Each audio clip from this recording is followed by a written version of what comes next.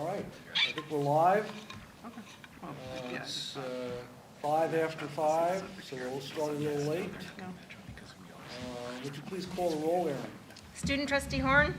Here. Trustee Griffin? Here. Trustee Morton? Here. Trustee Ohm? Here. Trustee Schaefer? Present. We have nothing to report out of closed session. And there are a couple items on the agenda that I know of that we need to change. We're going to pull items 5 and 6. We can get the sunshine items totally together. And we're going to pull 7.3.8 from the consent calendar and put that on the regular calendar. Make that the first item. And then item 10.1, we're going to be flexible because Don Alameda isn't here yet and will be late, so we'll fit him in when he gets here. Any other changes that anyone knows about? With those changes, I'll move to approve the agenda, if you'd like. What's that? I was just going to move to approve the agenda with those changes. Oh, there you go. We have a motion. I'm moving it right along. Second. Would you please call the roll, Aaron? Student trustee Horn? Yes. Trustee Griffin? Yes. Trustee Morton? Yes. Trustee Ohm? Yes. Trustee Schaefer? Yes. Well, now we get to approve the consent agenda as amended. Do we have a motion to do that? I so move. Second. Moved and seconded. Aaron, would you please call the roll? Student trustee Horn? Yes. Trustee Griffin? Yes. Trustee Morton? Yes. Trustee Ohm? Yes. Trustee Schaefer? Yes. Okay, that brings us to our first report, and our student trustee, Bella Horn, will tell us things from her perspective. I think everyone's really excited to see the new school because most of the seniors haven't really been in it. We've only been in the library because of senior meetings. But from the pictures on our Instagram, it looks pretty cool. And the seniors are excited to be the first class, or graduating class at least, to be in it. And we're just bummed about the gym situation though, especially all the student athletes, but otherwise we're chilling. That's about it Thank you. though. Kim?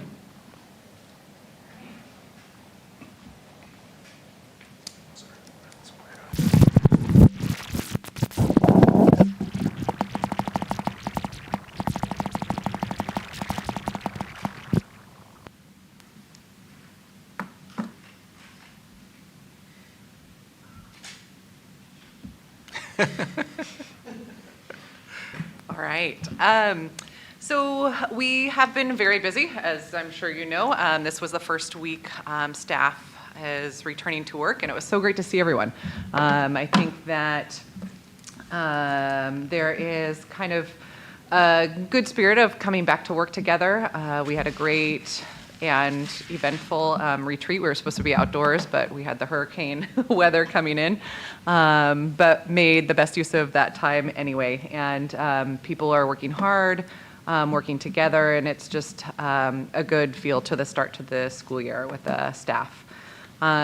Today was our registration day, so it was a big hubbub day. I think it was one of our better attended registration days. It was great to see students and families on campus and see how excited they are to return to school, both students and parents. So it was a lot of fun. And then I just want to put a date out there of September 12th is our back to school night. I'd like to invite you guys to come. I believe the time will be 5 o'clock, but I'm still working on the schedule for that, so more to come on that, but we'd love to see you.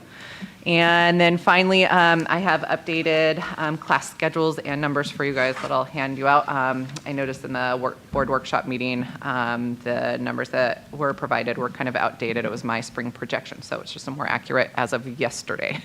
Any surprises in the numbers?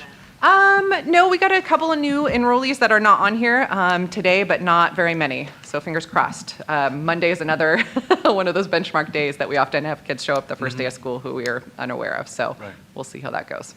But other than that, pretty typical. I think families did overall a really good job of registering early. We did have a group of kiddos, both from in the area and outside of the area, who did return to the K-8 this year or newly came to the K-8. So they registered with us in the spring and June and did the pre-registration. So it was nice to know that they were already on the lists and accounted for the most part. So, yeah. What's our total kindergarten enrollment? We are at 21 is the number I gave you, but I know of another one that came in today, so likely it will be 22 at least. And how many of those are here at the K-8? Those are all at the K-8. Oh, okay. Yeah, and then Albion and Compshe, I'll have it here for you. In Albion, there are 5, and Compshe 7. Yeah, So pretty big kindergarten class. yeah, lots of kinder age kiddos out there this year. Yep, and a couple of those I have the TKK breakdown for you on Right. here too. So, Right, thanks. any other questions for Kim? All right, thank you.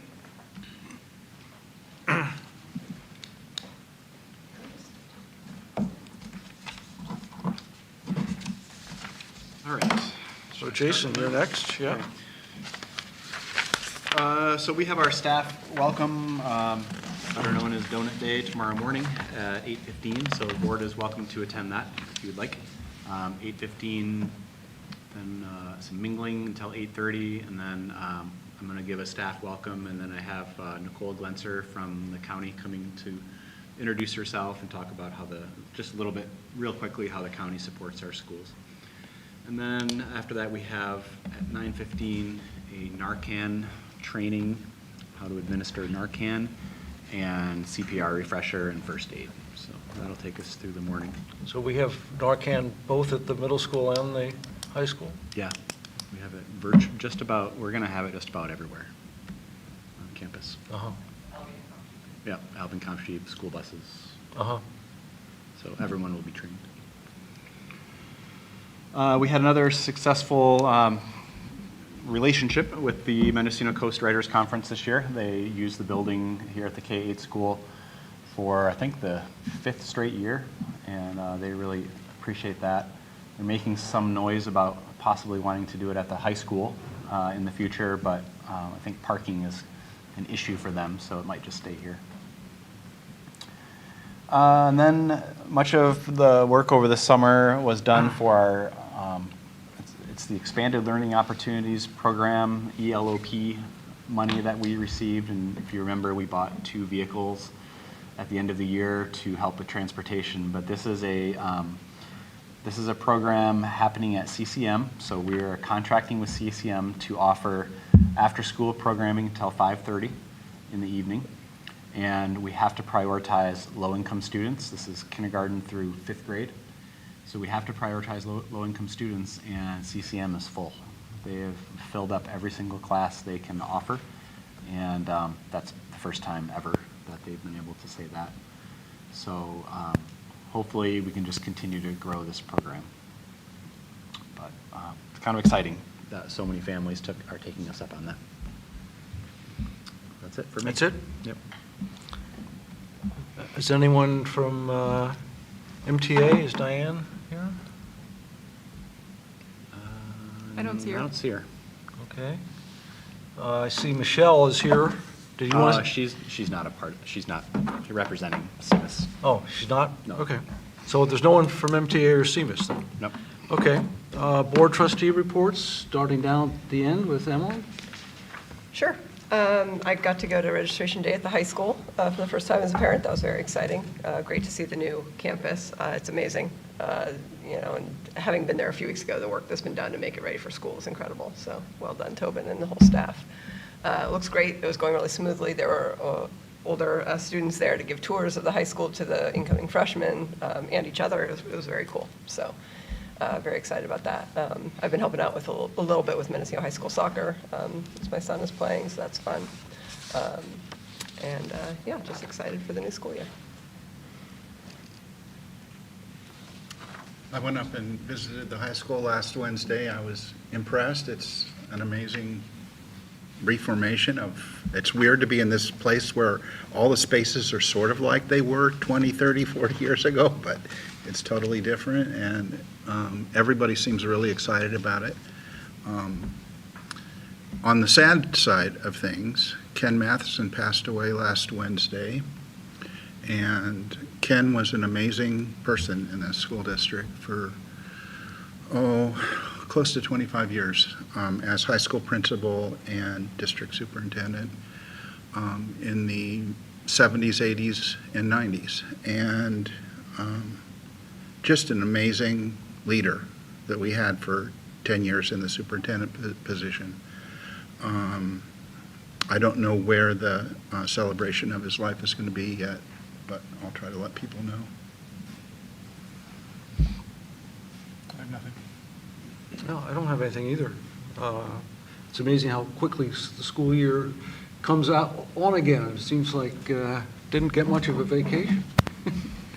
But that's the way it is. All right. So we'll go to item that we pulled from the consent calendar, 9.3.8, which is the hiring of a certificated employee that we pulled off because of a potential conflict of interest with one of our board members. So we are going to vote on that now. So we need a motion to approve? Yes. 9.3.8? 7.3.8. 7.3.8. I'll move to approve. Second? Would you please call the roll, Aaron? Student trustee Horn, Yes. trustee Griffin, I'm going to recuse myself. That's my wife's position. She's the new 7th, 8th grade science teacher. trustee Morton, Yes. trustee Ohm, Yes. trustee Schaefer. Yes. Okay, now we'll move to budget update with our wonderful business manager. Meg, are you on the line? Yes, I am. So, host disabled participant screen sharing.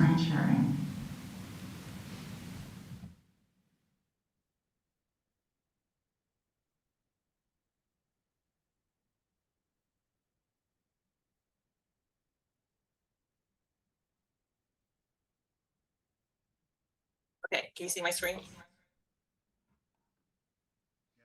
Okay. Oh, how does that go away? Does that go away? I don't know if it goes away. So anyway, this is the August revision, kind of, it's considered the 45-day update. So it's something that we're supposed to do if there are changes in the governor's budget, approved budget, that impact our budget. So there were two things that impacted our budget when he approved the state budget. One of them is the Learning Recovery Block Grant. At adoption, it was reduced by 32%, and at budget adoption for the state, it was reduced by 14%. So we've received money back. And then the art, music, and instructional material discretionary block grant was reduced at 50% at adoption, and it's now reduced by 6%.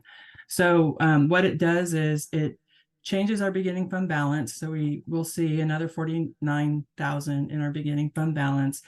And it increases our state revenue because we were going to have to pay back $150,000 for the Learning Recovery Block Grant, and now we don't. So our revenue has gone up by that 150. So the net effect is about $200,000 to our budget. To the good. I don't know how to get rid of that. How do we get rid of that? So this is real similar to what you guys saw last week. Some of the numbers are changed slightly because I've been kind of moving stuff around as I'm closing the books, and I forgot to not do budget transfers, but I did them. So on this screen, number one, here's where you see the state revenue has gone up by $150,000.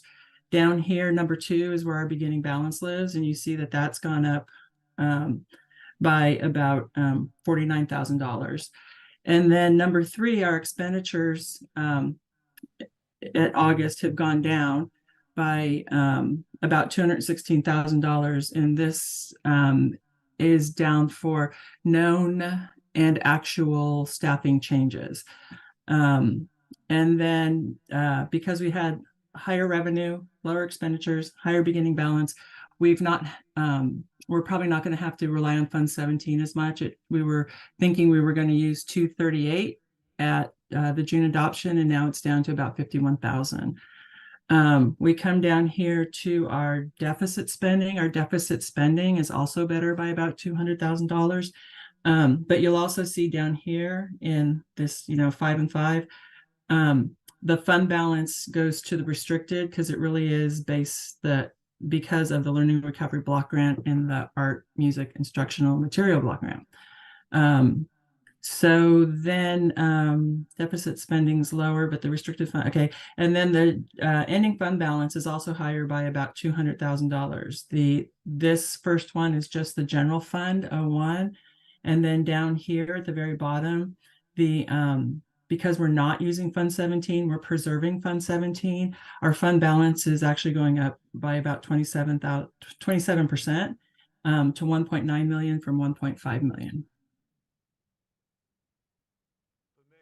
One of the crucial things to look at on that chart that you just passed by is that we're budgeted to spend over $900,000 more than our revenue. Yes, we are. And that's our task for next year or the years ahead, to bring that in balance. Yes. So let me go forward instead of backwards. So on this slide, this is the multi-year comparison. That's what I kind of have down here. What are our what are our balanced budget goals? And really, we want our expenditures, which is this line here going across, to align with this blue line up here, the revenues that are our core revenues that don't include any help from Fund 17. We want to see in this line, the excess deficit line, we want to see a zero deficit or a positive deficit. And then, we also want to preserve Fund 17. We don't want to use Fund 17 because that kind of is what's going to help us through tough times. And we can see it now. So we have this Fund 17 reserve to play with. If we didn't have that to play with, we would be negative in terms of our fiscal certification, which means MCOE would kind of be all up in our business. So having this reserve allows us to move forward the way we want to move forward, and not with input from other outsiders. Not that that's bad, but you lose freedom. So in this one, this slide shows where we were in June and where we were in August in the multi-year projection. And again, our core revenue really has stayed unchanged. I made no changes to our taxes, federal, state, local revenue. But the big difference here is that we're not relying on Fund 17 in order to meet our expenditures. And so where we were thinking we were going to use 400,000 in 24-25, it's down to about 69,000. And where we thought we were going to use 47,000 in 25-26, we've been able to eliminate it. The expenditures too are down slightly. In 24-25, when the budget was built, we had reductions of about 887,000. And with the work that was done over the summer, the reductions have increased to about $1 million. So our deficit spending here in 24-25 is going up. But part of the reason it's going up is because we have this balance down here, the restricted ending fund balance. And you can see at the end of 23-24, it's projected to be 600,000. And then we're using it because it's projected to be down to 115. So that's kind of what's causing this deficit. So that's another thing we should be looking at when we're talking about our budget and what it looks like in the out years. What's really causing the deficit spending? Is it truly a structural problem, or are we spending down these one-time reserves? So in our case, we are spending down one-time reserves, but we're using the one-time money for ongoing expenditures. So that, in essence, is a structural problem. And then, so our ending fund balance is kind of being squeezed in Fund 01. It's going to, catch up with where we were at June. But, again, the bigger thing is we're preserving Fund 17. So at June, we thought our Fund 17 balance was going to be down to 227,000. And now it's projected to be at about 750,000. So we have 1.48 in a combined ending fund balance as opposed to 900,000. So in 25, 26, it's it's kind of the same thing. We come along, we have no changes to our revenue really. Our expenditures are down slightly.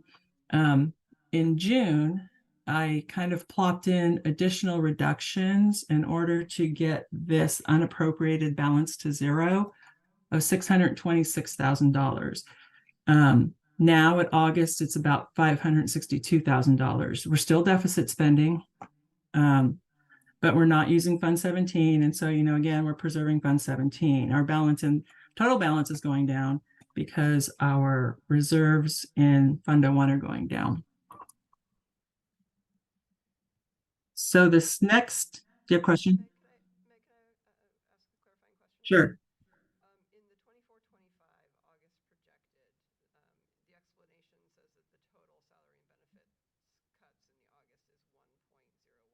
Uh-huh.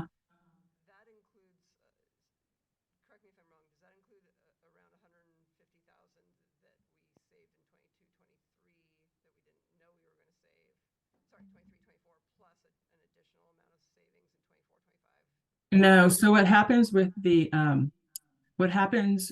savings that we're seeing in 23, 24, the unanticipated savings, this expenditure is going down, and then when it moves forward, we're building on a smaller base, if you will. Okay. So that 1 million is true cut.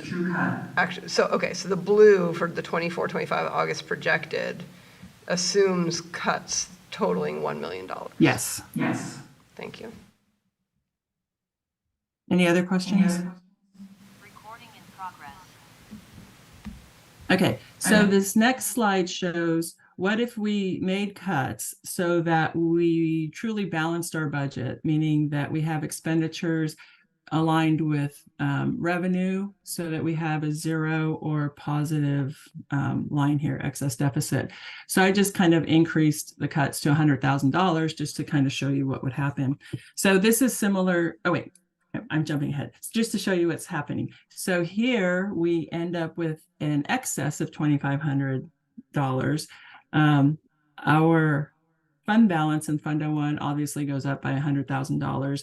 We have a $104,000 unappropriated balance in Fund 01, and it causes our combined fund balance to go up by $100,000. So if we make larger cuts, we see better benefit.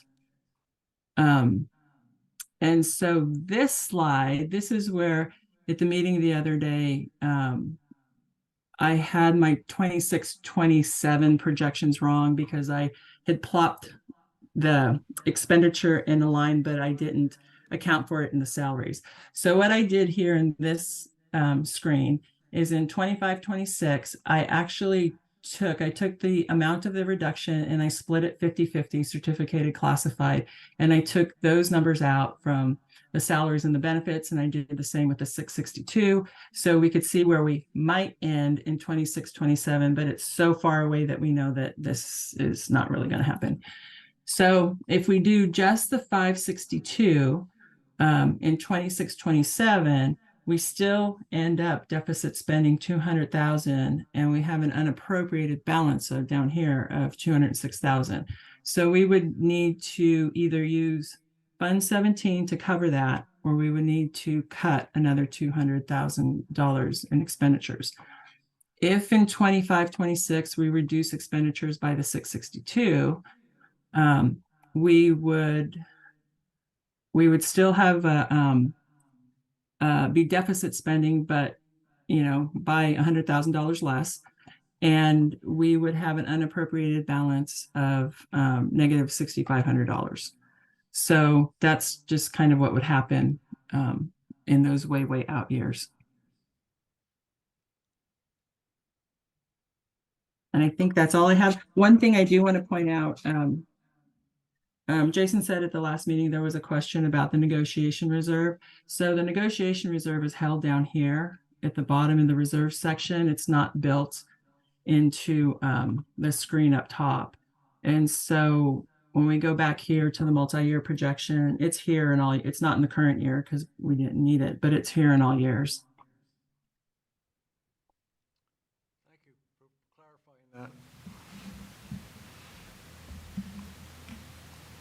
I think that's all I have. Any additional questions? I guess we're done with you, Meg. Okay, thank you. Yes. Thank you, Meg.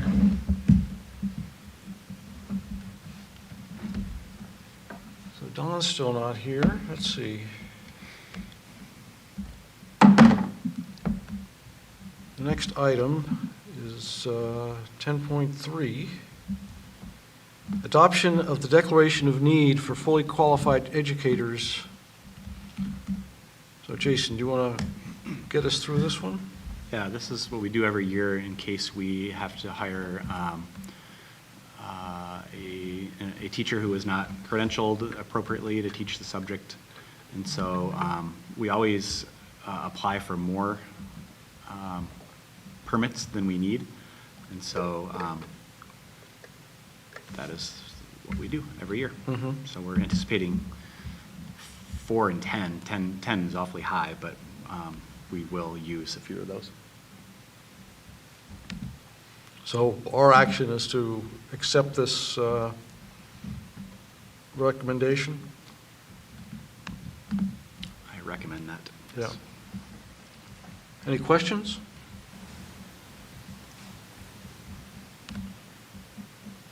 Can I have a motion, please? I move that we adopt the Declaration of Need for Fully Qualified Educators for 2023-24. I second. Moved and seconded. Aaron, would you please call the roll? Student trustee Horn? Yes. Trustee Griffin? Yes. Trustee Morton? Yes. Trustee Ohm? Yes. Trustee Schaefer? Yes. 10.4. So- This is the Arts, Music, and Instructional Materials Block Grant. Right, and so you know what, I'm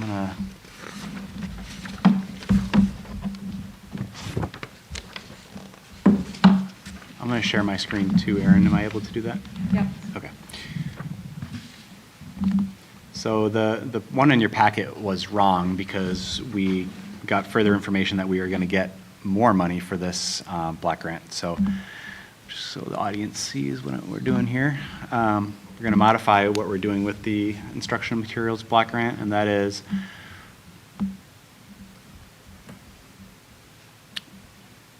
let's see. Oh, that's not the right one. Darn it. Hold on. Hold on here. Sorry.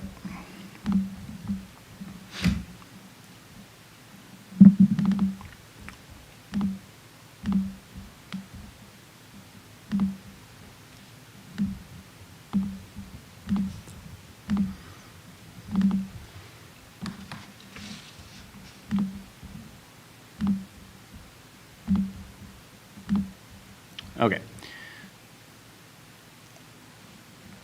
So we ended up receiving $254,000. We thought we were going to get 269, and then we thought we were going to get something like 134, and then the governor came back and said we're going to get almost your initial allotment. So we're at 254,000.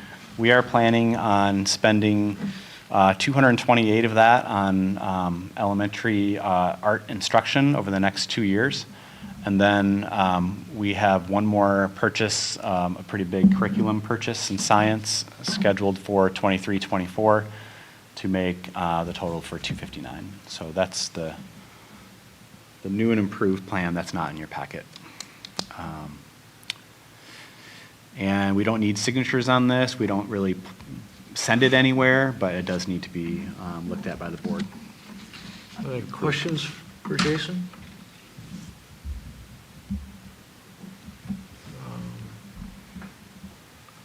I'll have a motion then to approve the expenditures for this fiscal year and next fiscal year from our discretionary block grant. I so move. Second. Please call the roll, Aaron. Student trustee Horn? Yes. Trustee Griffin? Yes. Trustee Morton? Yes. Trustee Ohm? Yes. Trustee Schaefer? Yes. Our next item is 10.5, the emergency conditions form. This is for outages last spring, right? Yeah. 10.5. Yeah, we had, I believe, 1 or 2 outages. I think 1. Let me just get there. That was beyond our storm days, and so that's what that allowance is for. Jason, why are we doing this since we also added on 2 days to the end of the school year? Because we closed more than 2 days. Oh, okay. Yeah. So it was those It's 2 days whenever plus you- this? Yeah, yeah. First you have to use your storm days. And, you know, I think we also learned that we don't automatically have to close the outlying schools because of a power outage in Mendocino. It's very true. That was my fault. And I jumped to like, well, we've always done it this way. But now that we have the generators in place, it was always that the power, we lost power at the outlying, Right. our neighborhood schools, before we lost power in Mendocino, but the opposite happened, and we shut the whole district down. But we don't necessarily have to do that. So we have to be clear next time this happens, what we need to close and Yep. and do that. So, but it is possible that you know, the K-8 school and the high school will be closed and Comsheen Albion would be open. Mhm. Yeah, okay. All right, so we have to approve this request, goes to the California Department of Education. Have a motion to approve? I move to approve Form J-13A. Second. Moved and seconded. Aaron, would you please call the roll? Student trustee Horn? Yes. Trustee Griffin? Yes. Trustee Morton? Yes. Trustee Ohm? Yes. Trustee Schaefer? Yes. Okay, 10.6, the COVID-19 safety plan. The only thing that has changed on here is the date. And so it's a pretty vague, high-level plan that we need to change every 6 months. However, this is the last time we're going to have to make this change. So is anybody countywide concerned about the new cases of COVID, or is it considered to be more like the flu was beforehand? Nobody in the school districts are talking about it, Mm-hmm. but I think in general, in my own opinion, I think I've heard, not my own opinion, but my own experiences, people seem to be a little more concerned, and that those that are getting COVID are feeling sicker Uh-huh. than they were 5-6 months ago. So does our plan have a threshold for so many in a class that we then start? Well, whenever we're supposed to contact the health department and work with them and Mhm. let them know what the numbers are and what the situation is and what the possible exposures were. So there isn't an actual number necessarily, Okay. but it's a consult. All right. So this has to be approved. So would someone make a motion to approve our 23-24 COVID safety plan? I so move. Second. Moved and seconded. Aaron, would you call the roll? Student trustee Horn? Yes. Trustee Griffin? Yes. Trustee Morton? Yes. Trustee Ohm? Yes. Trustee Schaefer? Yes. Okay, let's see. We forgot to mention that if you live in the Elk trustee area, you can apply for the trustee position that Jim Gay resigned from. And we'll be interviewing those applicants September 14th at our next regular meeting and seat them at that meeting.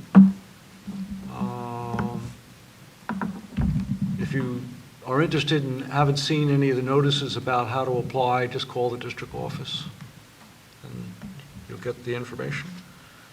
Have we called Don Alameda to see if he's... I have texted him.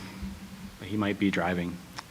He may not get here for a while, so we might want to, we do have public comment at 6 as well. So we kind of overshot things tonight. Okay.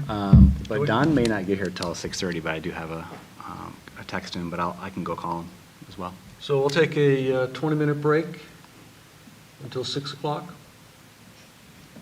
Thank you.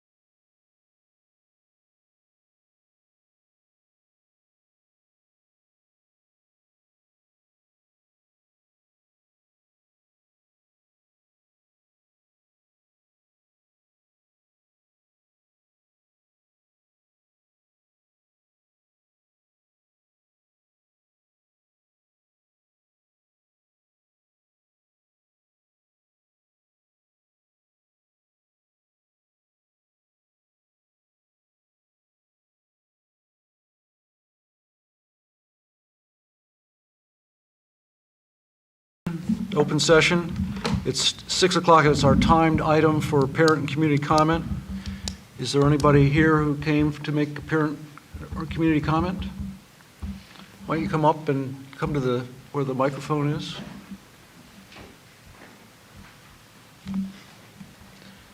It won't amplify your voice, but it'll mean that you're heard on YouTube and wherever else it goes.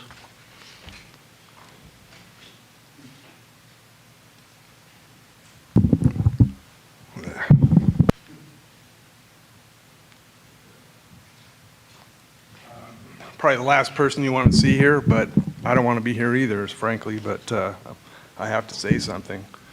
The advice of cyberbullying websites is to let the social media platform know that it is actually happening, even though I have no control over what happens. So for whatever reason, I've been targeted by an apparently mentally ill person who weekly, every 2 weeks at the most, but most often a lot more frequent, posts these bizarre libel about me, like that I'm dishonest, I have a bad reputation in the fishing community, that I, quote, stay home and drink all day while my wife supports me, that I'm going to send my friends down there to slit his throat, on and on. It goes on and on.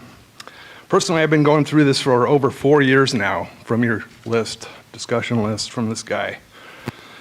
And nothing I can do, even the suggestions from your own website to involve law enforcement. I've gotten a restraining order. He continues to post this crap on your website.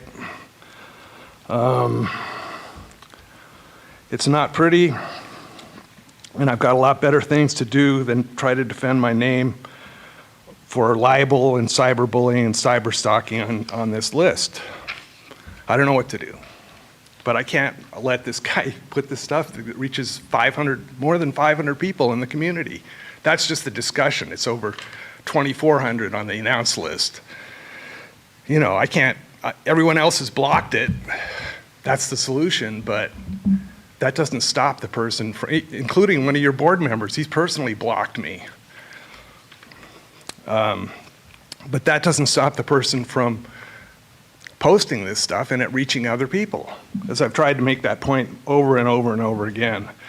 But this summer, this brew of insults and threats has gone over the top into something that actually has been reported to the police. I don't know if you guys know about this, but this mentally unstable person posted some weird racist and homophobic posters around San Francisco, including allegedly in the victim's own neighborhood, including doxed personal information, telephone number, physical address.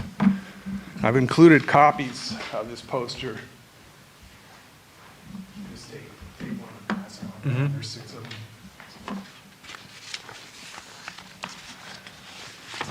Frankly, I'm not a detective. I don't know if the victim didn't conjure this up himself, but it's been reported to the San Francisco police and the FBI. And I personally confirmed the case number with the SFPD, so I do believe it's real.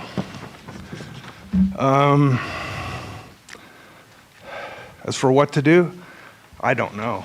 I don't want to see either list taken down, especially not the announced list, as along with everybody else in this community. The only advice that I can give is the concerns of the woman second to the last there, that it's a First Amendment issue that you're dealing with, and the school district could be sued if they try to moderate the list from this kind of stuff, but I don't know. I'm not a lawyer either. I'm just simply reporting to you what's going on. So thank you. Thank you, David. Is there anybody online who is here for public comment? Yes. Would you please let them in? And They no longer have their hand raised. oh, they no longer have their hand raised? I'll take any questions too if you have any. Sorry. Oh, Liz? Yes, thank you. I am speaking in favor of the listservs going on as they are. I don't subscribe to the discussion list because I'm not really interested in online street fights, which is last time I was aware of what was on the listserv, that had sort of been what it had devolved to. So I can't really speak for that. But I consider the MCN listserv to be a gem. It is, to me, an essential community resource, along with, say, community radio, the sort of thing that in the moment people can stay connected pretty much no matter what. I think it's an essential tool and should not be abridged in any way or, worst case, taken down. I would suggest that the this is, I hate to be personal, with all due respect for Mr. Gurney. I really think that if he stopped communicating with the people that he talks about feeling so threatened by, the threats will stop. I think if people stonewalled those people that want to have fights with them, they would pick up their toys and go home. I think it's on them rather than on MCN, who curates and permits the listserv to be the valuable public resource as it is. I think the problem would be taken care of if people did not rise to the bait and continue the fight. So that's basically what I have to say. Thank you very much. Thanks, Liz. Only because we're in a public situation, yes, but I mean, just be brief, David, because, you know, yep. Since Miss Helen Child mentioned my name personally, I have to say that no, it will not stop if I don't do anything. I've tried that, including getting a restraining order and telling every time this guy posts to leave me alone. That was for almost 3 years, or 3 years. That's the length of a restraining order. It's gone on for over 4 years. It's going to continue going. This guy continues to ridicule Antonia Lamb. Antonia Lamb, and she's been dead for how many years? You think he's going to stop if I stop? No. I'm sorry, that is simply not true. Any other people who are raising their hand for public comment? I see no one. No one, okay. So we're going to close public comment. Thank you all for commenting. Now we're going to go back to item 10.1, which is our monthly report on the modernization project at the high school. And Don Alameda, our...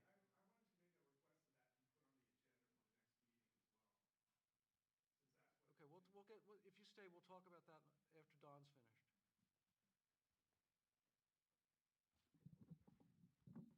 Hi, everybody. Thank you for waiting for me. It's been back and forth all day. Anyway, we'll run through this. It's pretty quick. This first slide is basically a summary of expenses for phase one. You see a lot of negative numbers there. Don't let it scare you. It's all balancing out with the contingency we had in addition to the contractor's change request. And some of it I'll probably reconcile in phase two.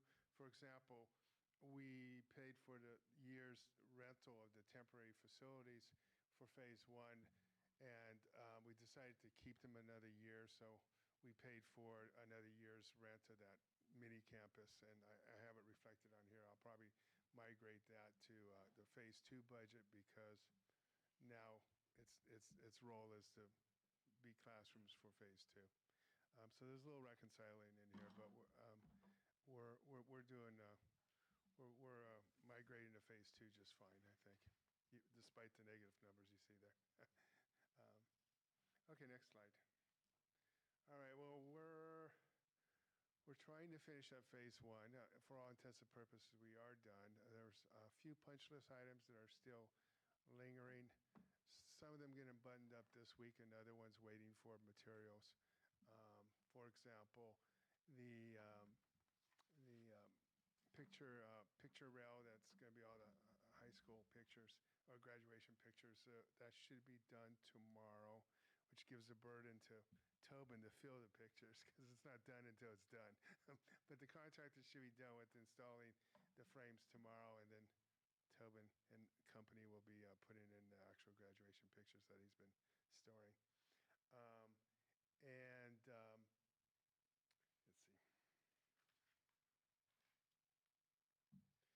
One other thing we're trying to close out is there's the door closures of doors is pretty rigorous on how fast it could close, how much pressure it takes to push a door for wheelchair access. It's a code item.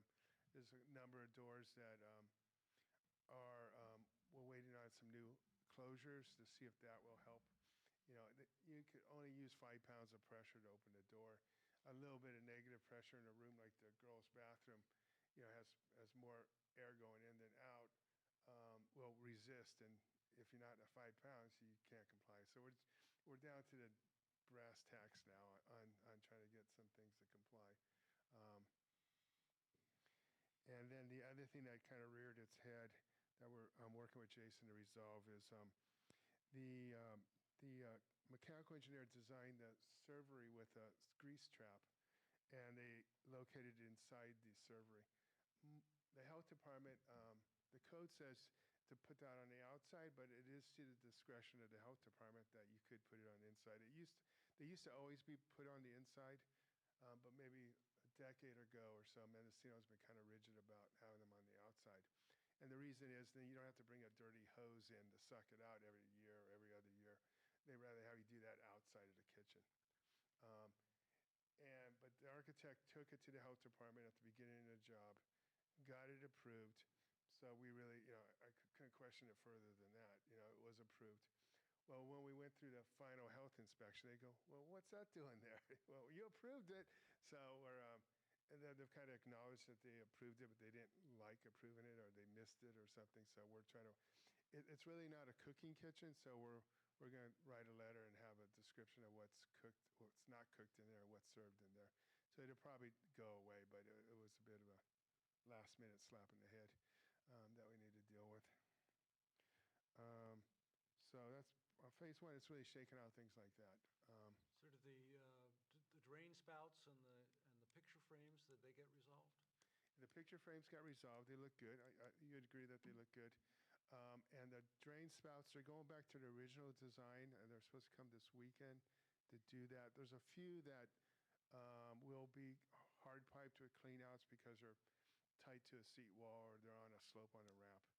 So it's a little bit of hybrid, but most of them are going to be the way the architect originally designed. Now that school's back in session, is this a problem in terms of getting the work done? Well, Winspirit and myself and Tobin have emphasized that now you're working on our time. You got to work around us. The original design for the downspout was they go into a square box, great like a catch basin. They proposed doing a round one. I can see why, because it's a lot cleaner and easier to go there and core a hole than dig a hole. So that will mitigate their impact while school's in session. And they're going to have to come weekend, like they're coming this weekend. They're going to have to work around our schedule for rather than us working around their schedule as when it was officially constructed, right. Or construction period. So. And then we are officially started with phase 2. We have the contractor. There's the numbers starting out. I didn't budget any reimbursables. I need to add some stuff to the budget so we're not already starting off in negatives. But there's little incidental things that I need to start budgeting. But the contractor's contracted now. He's got his subcontractors contracted. They've mobilized. There's a temporary fence at I would say the main parking lot that people like to be at, but it's going to be closed off for a while. The one that's in the center by MCN.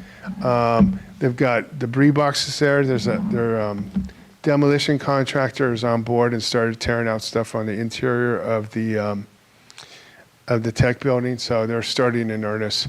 I don't have an official schedule from them yet. I probably will in a couple of days to be able to share with you next time. But the idea was they got the demo contractor and start mobilizing last week. The real demo started this week, and probably next week is when they're going to get a few more trades out there to get started. So maybe look at the next slide. And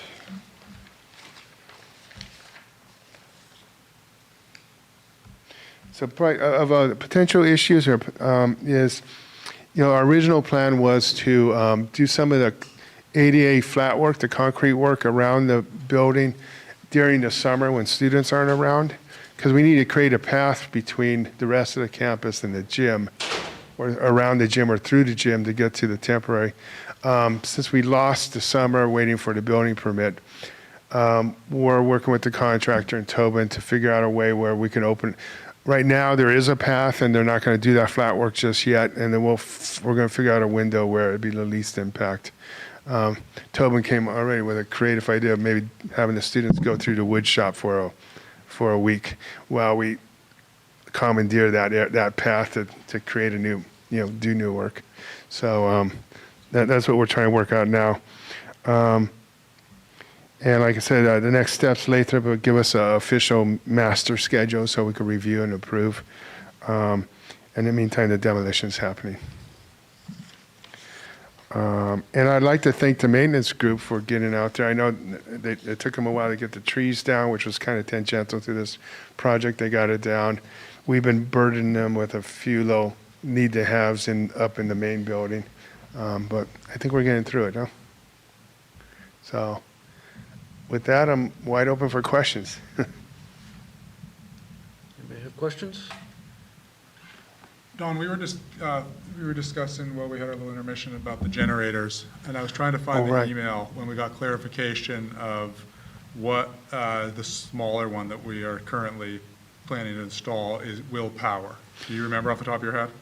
No, I don't. And we were running so much. I seem to recall it was lights and it's really electronics. It's really the essentials. Yeah, okay. The lights. How many kilowatts is it?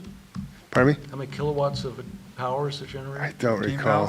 20,000 was in there? Something like that. It's a pretty large one. It's one of the larger ones I've worked with, and that's the smaller one we're talking about. Right. So I have that answer. You have an email? Okay. Yeah. So it says the 100 kilowatt generator will cover lighting, receptacles, and data for the gym and the school office. It also powers the tech center, radio room, and MDF.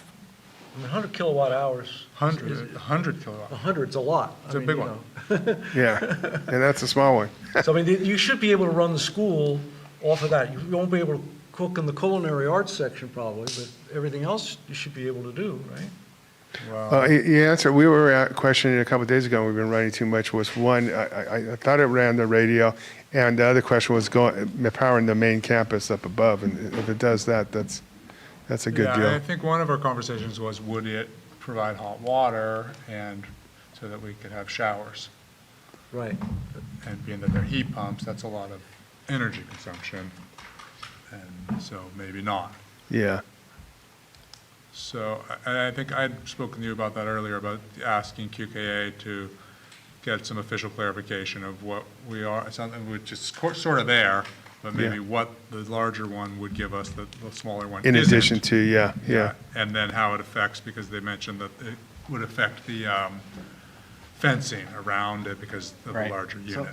I sent that all to you on August 3rd, so I'll resend that. But did they say what the larger one they never gave us a cost or rundown of what the larger one would run? No, but he did say that while we had hoped that the enclosure for the 100 kilowatt generator was large enough for the larger generator in the future, it wasn't practical. It would require a redesign of the area, and it would have to happen before the enclosure for the 100 kilowatt generator was built. Right, which is now. Right. Yeah. So they said they could make that change, but it'll be a change order by Lathrop QKA. So. Yeah. So I noticed that your timeline said that the generator was going to be 6 months later than they. Yeah, because it takes What's the reason for that? it takes a year to get it fabricated and shipped. Just to getting the 100 The unit. Yeah. The unit. Yeah. So they're at the point right now where they've submitted to the architect the submittals to reiterate what they're ordering. And I asked the contractor yesterday, well, yesterday was one of our first, or second, phase 2 meetings. I asked the contractor to look into, okay, what is the financial impact and what's the logistical impact of if we choose now to boost it up. He's going to double check and make sure nothing's been ordered for the smaller one. It probably shouldn't have, because I know it's under review with the architect too, but sometimes they jump ahead if it looks like a slam dunk. So they're going to get back to me and let me know that, so we could come back and say that, it'll serve Y more of the campus, and it's going to cost X more to do so. I was going to look. I thought we had a bid alternate for that one, so that's a starter. I had hoped we did, but I don't think we ended up with one. I think it was an okay. I know we had oversight. talked about it. Yeah. I think it was an oversight that we weren't given a bid alternate for. Well, I think the part of the problem was that we had to make a decision because the wiring into that, enclosure determined what was going to be powered. Right. Yeah. And, there was a lot of additional wiring if it was going to include everything. And so we made a decision based on price that we were going to go with the smaller one. And, at 100 kilowatts, 100,000 watts is just a lot of generator power. Yeah. I mean, that's the equivalent of 15 homes. Yeah. This is probably about right for a high school, but it's Yeah. it's a lot of power. Yeah, I know. And, everything, all the technology. It used to be, 100 amp panel was just fine and dandy for a house. Now it's 200 amps or more, Well, 200's, once you get a little bit beyond 200, it gets more complicated and expensive. So people usually just put in a 200 amp panel now. Will the 100 kilowatt generator be able to keep school open during a power outage? Yeah, and we'll have the lights, and it will run the administration in the classrooms up on the top of the hill. What about plumbing? Yeah, you don't have fortunately, most plumbing's gravity, and there's a pump right now for the temporary classrooms, has an ejector pump that runs off electricity, so those bathrooms down that are in the trailer, those would not work without power. I think those will be gone before we're online anyways. Yeah, they would, yeah. Given that you're on the top of a knoll, the main building's all probably gravity. It seems to me the worst possible case is that you'd have to have cold water showers. Right. No, I think so. Nobody takes showers on storm days. Well, my concern is, do we have what is minimally required to have a safe school environment when a power outage happens? Right. I would assume Can so. we, well, I don't want to just assume so. Does water pressure come from the sewage plant? No, it comes from here. Up here. We have tons of water pressure. What about heating, space heating? It can be cold on winter days, too. If in a worst possible case, it was a, January storm when it was cold, there might not be, the heating might not be, the heat pump may not be part of what's powered. Yeah. And maybe the, like you said, you'd have all the lights, the radio station would work, everything that was. It just feels like the priority should be keeping school open. I agree. In a storm. We had a lot of discussion Right. before you came on the board about, not a lot, some discussion that could also be an emergency site. Right. And so those needs might be beyond keeping school open. Right. And that's more my interest. And I was going to ask if I'm the only one that wants to know this, let's shelve it. No, I But think if that's there's- important. It's I going think a we little can handle beyond it. just keeping school open, I guess. Because you're right, none of the students take showers in the locker room, I don't think. It's quite rare. But as far as a community site in an emergency, that could be a very important component. Sure. I think the students are fine with going home early, so. But the parents are not. No, but we are. Any other questions for Don? I have a question about the gym. Okay. So during the school year, is it going to be able to be like occupied by students, or is it not, it's going to be closed off completely? It's going to be off limits for a short time. We're trying, and it's a little bit more of a challenge now that we lost the summer, to give back the gym proper. Now we're trying to create a path, so if somebody in a wheelchair, that's the only path to get to the temporary classrooms. So there will be a way to go through the gym, just to get through the gym. The original plan was by November to get the gym proper open. That's a little bit more of a push now that we lost summer, but we're still cautiously optimistic to push forward at least to December. Do you remember where we kind of landed? Yeah, it was November 1st was the deadlines, but we're 2 months behind, so, Yeah.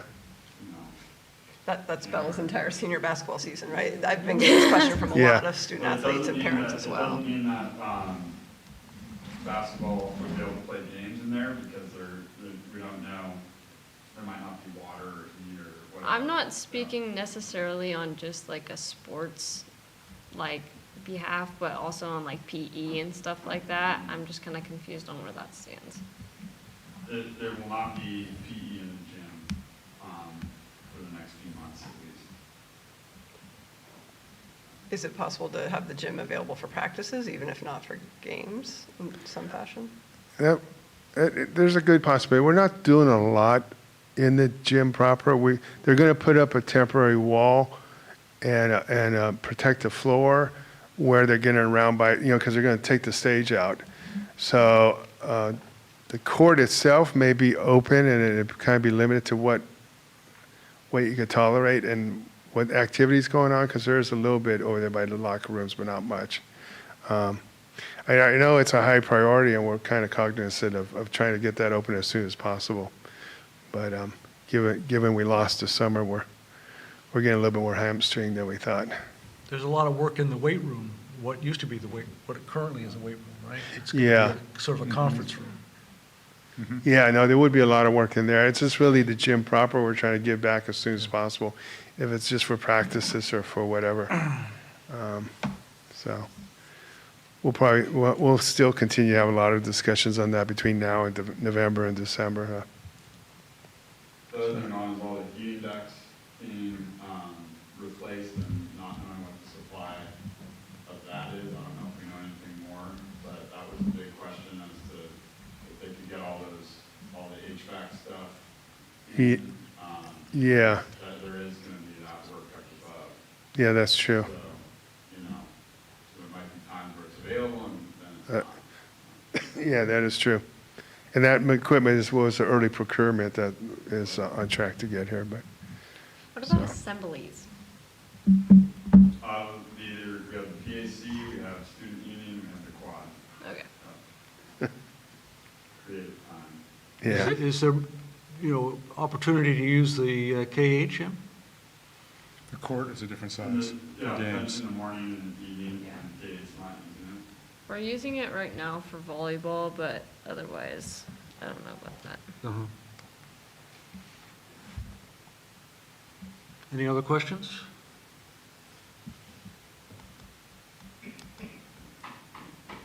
Thank you. all righty, well, thank you. So I wanted to address Mr. Gurney's question about putting her on the agenda again. I think as you notice, we're still It's really the next agenda item we're on. Yeah, it is. We're still 4 people, and we were split 2 and 2, so there's really no point in having an additional discussion until we have somebody to break the tie. We're in the process of recruiting another ELK board member, and,